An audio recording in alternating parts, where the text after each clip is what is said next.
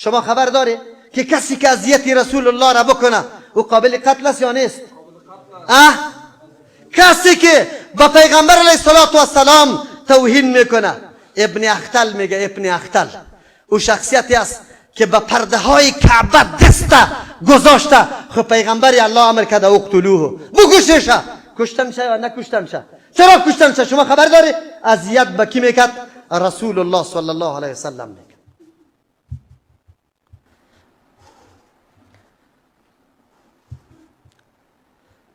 کسی دیگه هم است، عبدالله ابن سعد ابن ابی سرح.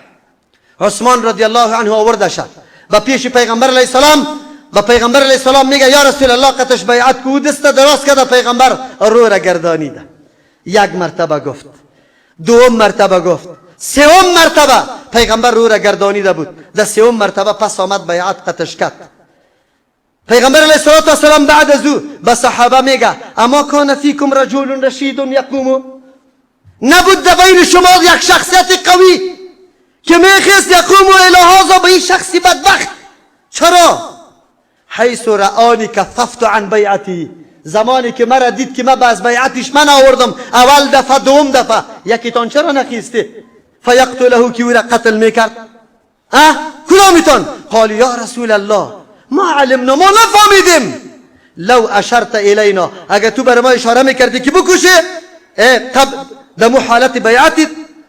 پیغمبر علیه السلام گفت میگه چرا؟ لو اشرت الینا بعینک، با چشم دیگه اشاره به ما میکردی. پیغمبر میگه انه لا ينبغي لنبی، مناسب نیست برای پیغمبر ان تکون له خائنة العیون، که برای پیغمبر خیانت چشم باشه. این کار من نکردم، به خاطری که اذیت داده بود کی را؟ رسول الله را. آدمی کور است، قمره یک زن یهودی میره خیلی خدمتی همی آدمی کور هم میکنه، اما در پیش آدمی همی کور زن یهودی چیزی بدگویی را در مورد کی کرد؟ پیغمبر صلی الله علیه و سلم. آدمی اعما خیست نابینا خیزت، امیر زن یهودی را گرفت خفه کرد، از بین برد. سوال کرد پیغمبر علیه السلام کی را قتل کرده؟ آدمی نابینا خیست. گفت یا رسول الله ما توهینی تو را کرد، ما اینطور کردم. خونش هدر کرد. هر کسی که فتواست که در مقابل پیغمبر الله اذیت و آزار میده، توهین و تحقیر پیغمبر میکنه، واجب القتل است. خونش چیست؟ هدر است، مباح الدم است. حتی بعضی علما نوشته میکنه که کسی توهین پیغمبر کرد باز بعد از او حتی توبهش هم قبول نمیشه. الله اکبر. عبدالله ابن ابی ابن سلول. عبدالله را میشناسی؟ بچه عبدالله ابن ابی ابن سلول است، صحابی جلیل القدر. عبدالله ابن ابی ابن سلول این منافق بزرگ است. آیتی که لئن رجعنا الى المدینه لا یخرجن الاعز منها الاذل، اونجا که گفت زید ابن ارقم رضی الله عنه در بینشان بود و گفت که سیکو ما آمد جا دادیم یارا کلان کردیم، آلی سرمایه این توری میکنه که برآمده دیگه نان و نفقه را سرش بند کنه، این ذلیلا را بکشی نعوذ بالله. او گپ به پیغمبر علیه السلام رسید. پیغمبر علیه السلام اول رایی کرد به عبدالله، گفت ای عبدالله آیا تو خبر داری ما یقول ابوک، پدرت چی گفته؟ گفت یا رسول الله من خبر ندارم. چی گفته؟ گفتیم تو گپ گفته. قسم یاد کرد، گفت یا رسول الله شما اگر رضای الله و رسول الله باشه که علی سرش بیارم. پیغمبر الله گفت نه. خب زمانی که در مدینه میرسه عبدالله ابن ابی امی صحابی جلیل القدر بچه امی منافقی بدبخت استاد میشه در دروازه مدینه. استاد میشه چی میگه؟ پدرش که میایه منع میکنه. گفت بالله قسم در مدینه داخل شدن نمیتونی تا وقتی که اذن الله و رسول الله نشود. چیغ میزنه خزرج، کلان خزرجی ها بود. بچه مرا نمیگذاره. بچه اعلان میکنه که تو به مقابل پیغمبر گستاخی کرده ای.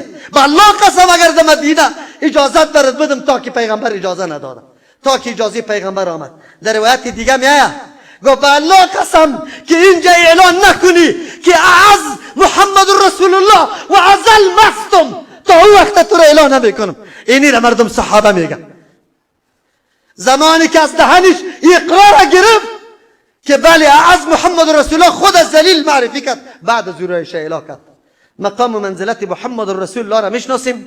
دفاع از شخصیت رسول الله صلی الله علیه و سلم. ای امت مسلمه، آیا ما چی کنیم؟ آیا ما کدام طرف بریم؟ چی میتونیم؟ او در امریکا، ما در اینجا.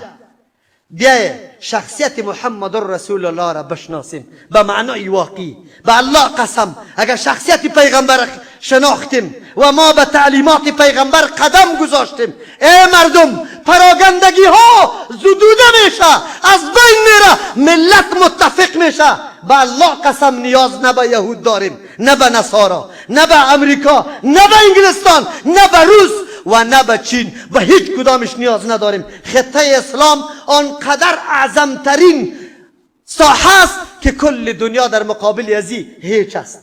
مرکز دنیا در پیش از یا قرار داره، ولی ما را گرفت امی دشمن اسلام، شاخ شاخ کرد، شاخ شاخ کرد. هر شاخی ما را علایده میره.